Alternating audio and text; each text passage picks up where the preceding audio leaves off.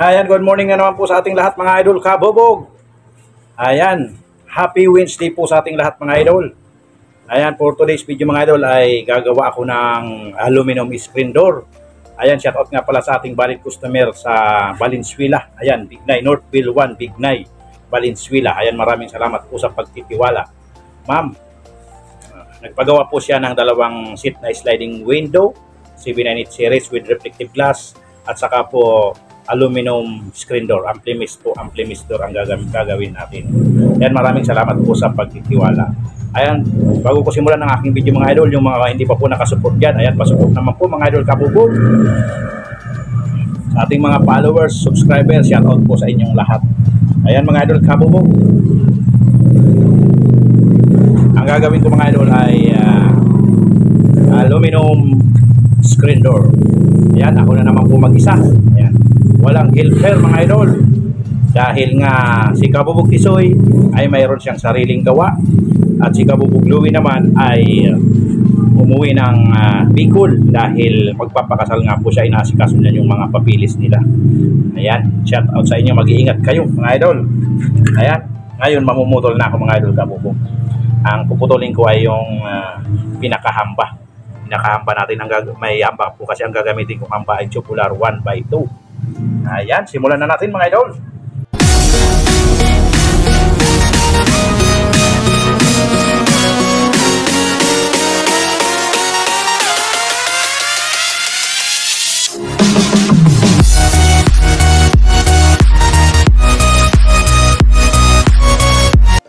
Ayan, ito na mga idol yung tubular 1x2 natin hamba. EMC green ang gamit natin mga idol kabubog. Putulin na natin mga idol.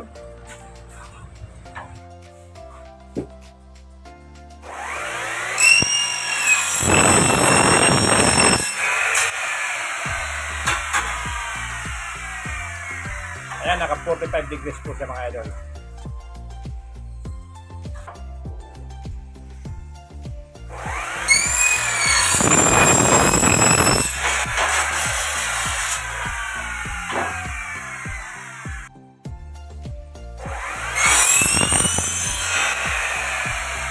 Ayan mga idol, naputol na natin.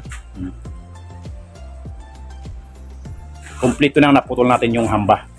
Ang isusunod natin na puputulin mga idol ay yung ampli frame 301. Ayan, 301 mga idol kabubog, yung pinaka-frame na ng pinto. Ito siya mga idol kabubog. Ayan, ang gamit natin ay EMC red. Ayan, shout out pala sa EMC Aluminum and Glass Supply ng Santa Rosa 1, Marilao, Bulacan. Ayan, shout out po sa inyong lahat kay Ma'am Dunica, Ma'am MJ, and Ma'am Angie. Ayan, ito EMC rin mga idol yung pinaka-frame na to. Pangalan nito mga idol ay Alco Frame 301.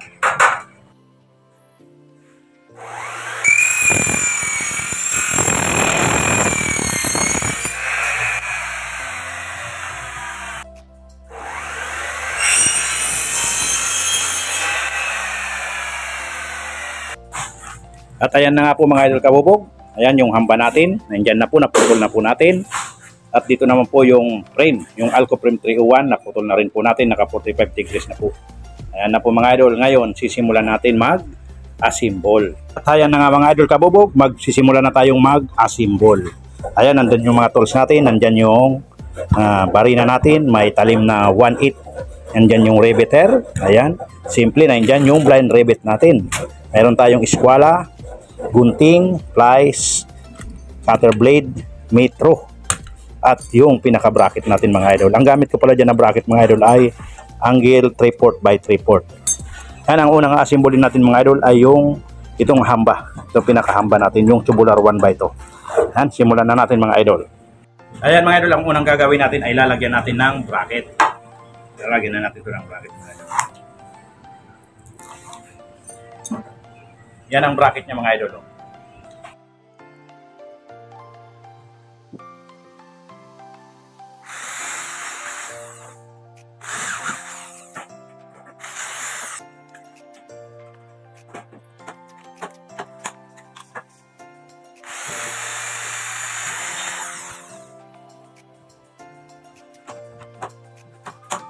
Ayan, meron ng bracket mga idol.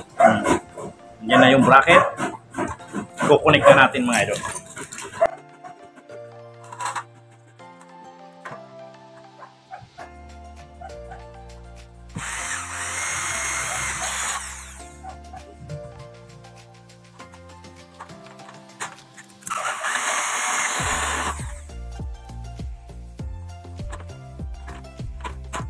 Ayan na nga mga idol kabubog yung hamba natin. Ayan o, nakikita nyo. Buo na siya. Ngayon, ang susunod na gagawin ko ay yung pag-assemble ng Alco-Frame 301, yung pinaka-frame ng pinto.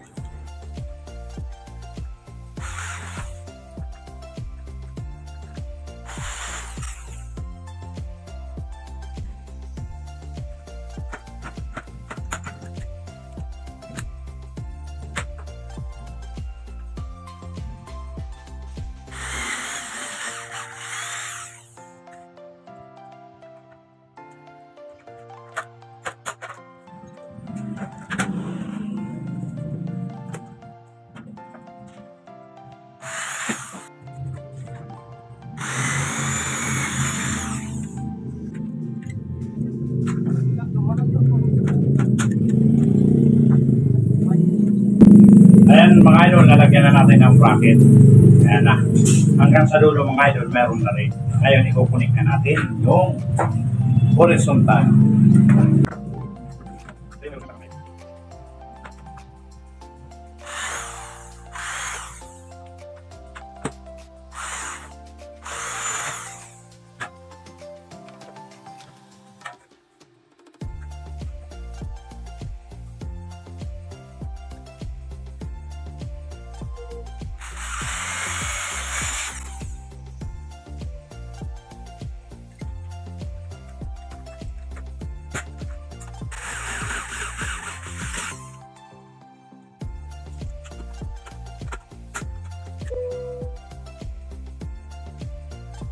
Yan, ikukunik natin mga idol, pero di muna natin i-repeat kasi maglalagay tayo ng gitna.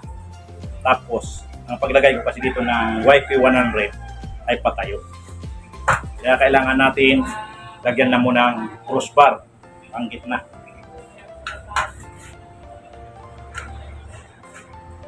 At ito na nga mga idol yung pang gitna natin, oh, yung crossbar. Yan na yan. Oh. Kinaltas ko yan mga idol kasi ipapasok ko yan. Kabilaan yan mga idol, nabubog. Yan, yan ang gagawin natin mga idol.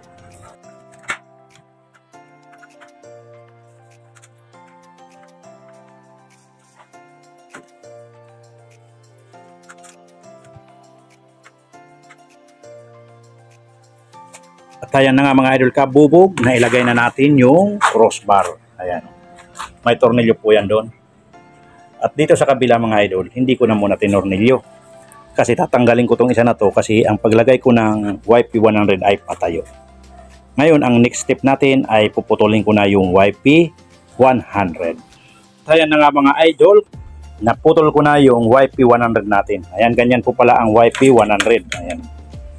Ngayon, ang gagawin natin, ilalagay na natin sa ating frame.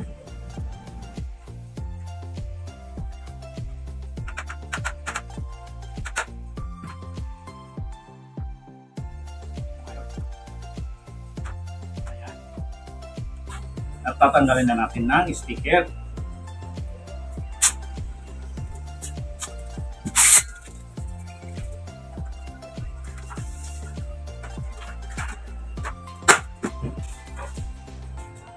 Ayan, ganyan lang yan mga idol. Naglalak po yan mga idol, naglalak.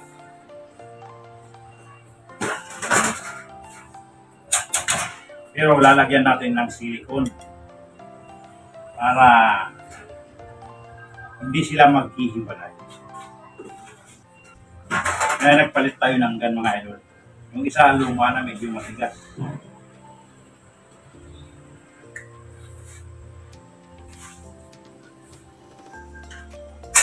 Yan. May meron na tayong sealant.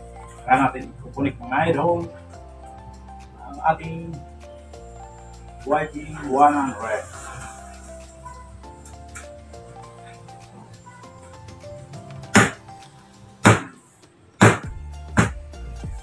Yan lang yan mga idol. Pag natuyo yan, wala talagang hiwalay yan. Sana all.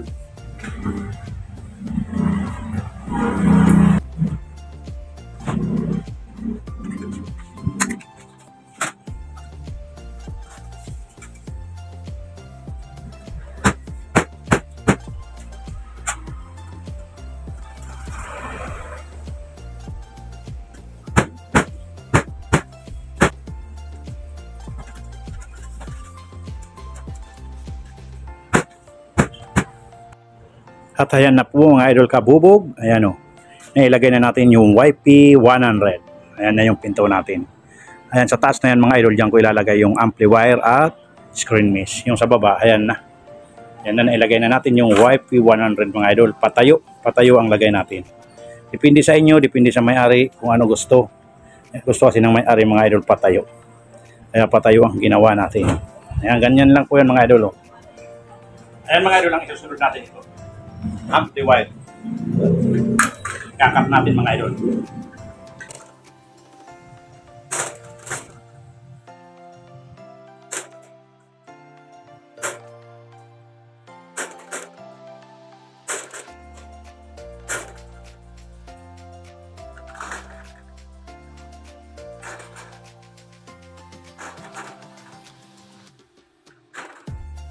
Ngayon mga idol, naputol na natin yung amplifier, ikakabit na natin.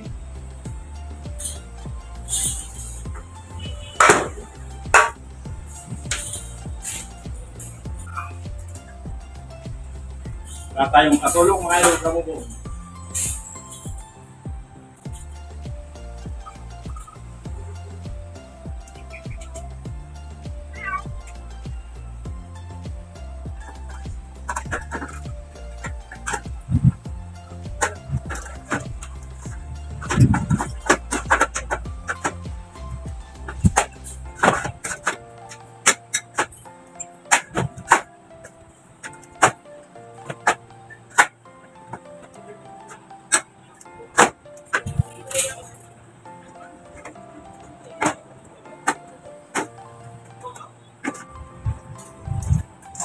Ayan mga idol, napasok na natin mga idol.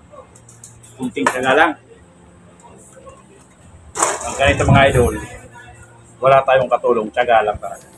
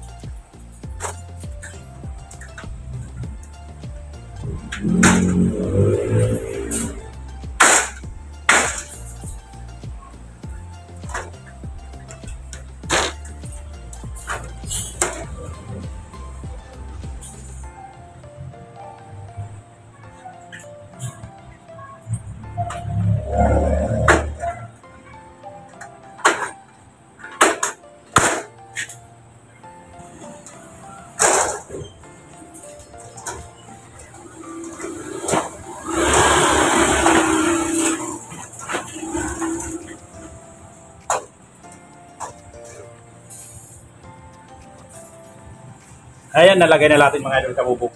Ang sunod na step natin ay maglalagay tayo ng screen. Lalagyan natin ng screen mga idol. Screen na, last na yan mga idol. Tapos, okay na.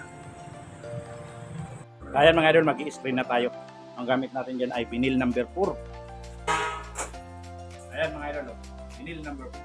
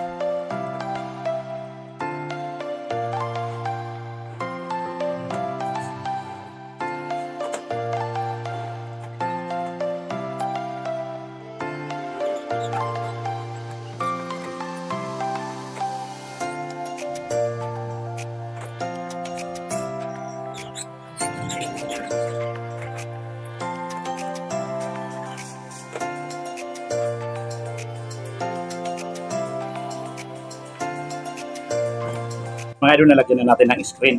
Ayan, oh. Ngayon, ang gagawin ko dyan mga idol ay isisilik kong paikot para matakpan yung binil. Hindi basta-basta matanggal ang screen natin.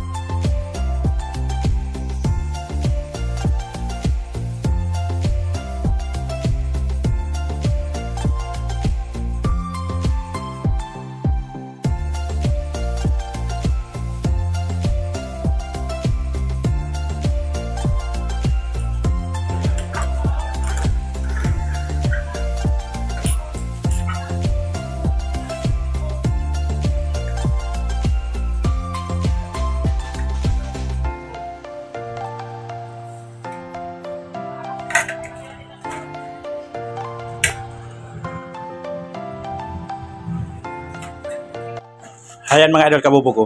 Nailagay ko na yung screen, yung amplifier. Ayan, nasilikon ko na rin at nalagay ko na rin yung YP100. Ayan, ipupokus natin mga idol para makita nyo. Ayan na po siya mga idol. Oh. Tingnan nyo mga idol. Nakasilikon siya. Ayan, silikon. Hindi nakikita yung binil. Nakasilikon siya mga idol. At nandyan yung YP1, nakatayo siya. Kabubog, time check tayo ay lampas ng alas 12. Ayan, magpapahinga na tayo mga idol kabubog. Ayan, hanggang doon na lang mga idol kabubog ang aking video. Ayan, maraming salamat sa mga taong patuloy na sumusuporta at walang sawang nanonood ng aking video. Maraming salamat mga idol kabubog. Hanggang dito na lang mga idol kabubog. Maraming salamat. Bye-bye.